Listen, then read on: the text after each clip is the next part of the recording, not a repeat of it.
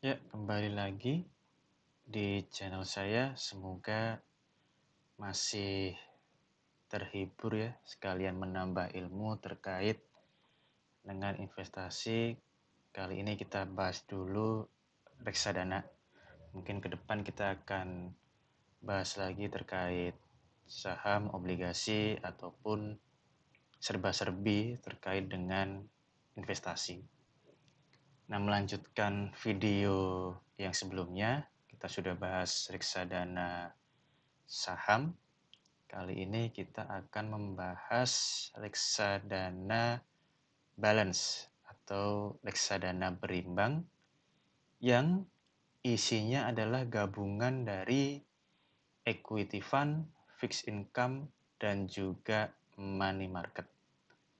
Platformnya masih sama, menggunakan Growin dari Mandiri Sekuritas. Ini sudah saya sortir untuk kinerja 3 tahun. Nah, seperti yang saya katakan tadi bahwa reksadana berimbang ini berisi kumpulan equity fund, fixed income, dan money market. Jadi, kalau saya bisa memberikan opini, tujuannya adalah untuk memberikan keseimbangan di portofolio. Jadi, tidak terlalu berat di saham. Kalau terlalu berat di saham, ketika pasar saham ambruk, maka tentu portofolionya akan minus. Nah, di sini untuk mengimbangi tersebut, maka dimasukkanlah obligasi atau fixed income dan juga deposito. Jadi ketika kondisi pasar saham tidak baik, maka masih bisa diimbangi oleh fixed income. Begitu pula sebaiknya misalkan return dari obligasi sedang tidak bagus, maka bisa diimbangi dengan keuntungan dari pasar saham. Menurut saya, ketika nanti rekan-rekan sudah mampu untuk membentuk satu portofolio, reksadana balance fund ini mungkin tidak terlalu diperlukan. Karena saya yakin kalau rekan-rekan sudah mampu membuat portofolio sendiri, sudah mampu untuk menilai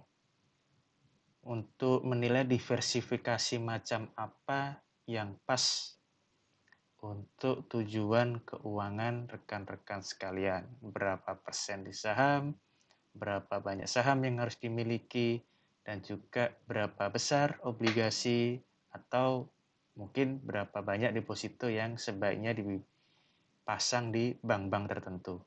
Jadi kalau sudah advance ya, sudah mahir, mungkin reksadana berimbang ini sudah tidak lagi diperlukan. Oke, kita kembali bahwa untuk di platform Growing bisa dilihat bahwa kondisinya juga tidak terlalu bagus ya, karena selama 3 tahun sendiri hanya ada tiga produk reksadana yang mencatatkan kinerja positif. Oke, kita coba cek ya untuk Mandiri Investasi Syariah Berimbang. Kita cek selama 3 tahun. Nah, bisa dilihat di grafik kinerja bahwa cukup fluktuatif, tapi tidak sefluktuatif reksadana pasar saham. Keberadaan fixed income dan juga money market ini membuat kinerjanya lebih mulus. Ya tentu tidak akan semulus grafik dari reksadana pasar uang, tapi paling tidak memberikan sedikit kenyamanan bagi investor yang memegang reksadana ini.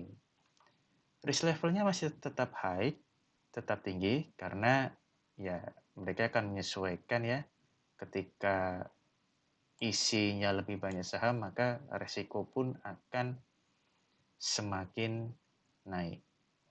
Nah, kita coba lihat di fund fact sheet. Kita lihat komposisi dari reksadananya ini apa.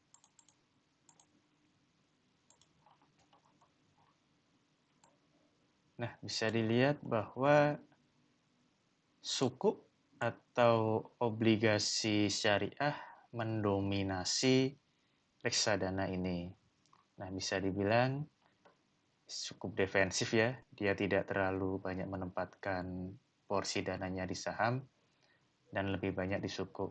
Nah, kebijakan investasi ini menarik untuk dilihat di reksadana berimbang.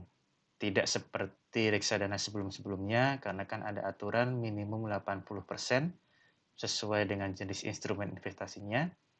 Kebijakan investasi ini yang ada di reksadana berimbang ini perlu dicermati. Nah, ini bisa dilihat bahwa untuk reksadana ini efek ekuitas itu 5-78%, suku 279, pasar uang syariah 2-75%. Nah, ini bisa nanti rekan-rekan bandingkan dengan manajer investasi lain, bagaimana kebijakannya.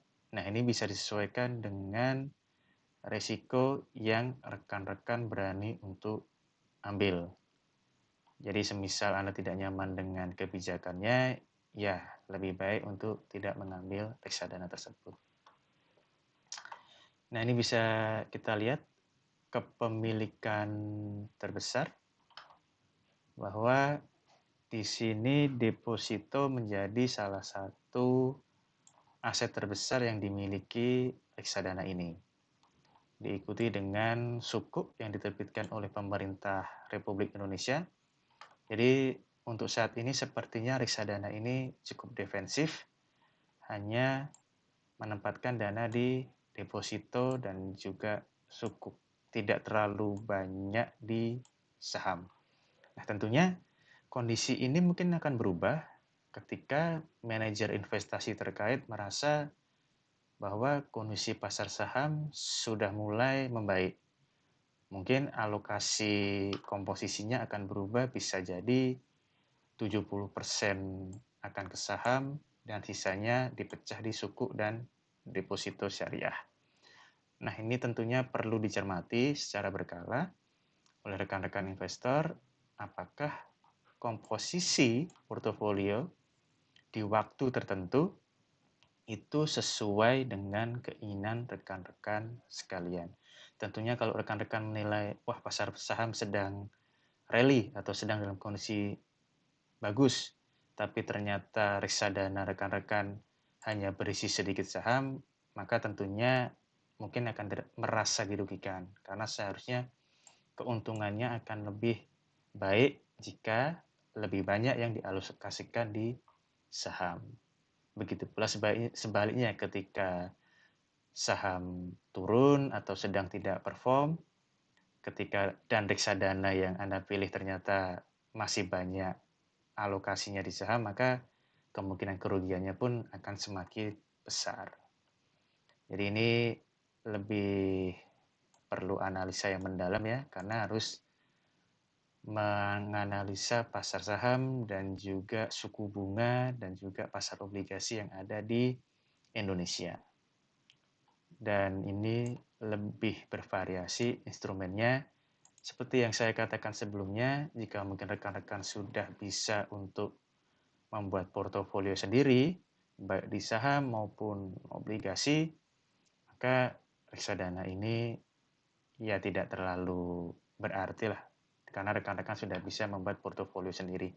Semisal rekan-rekan tidak punya waktu atau atas kesibukan kerja, tidak ada waktu untuk menganalisa atau membuat portofolio, maka reksadana ini bisa dijadikan salah satu pilihan.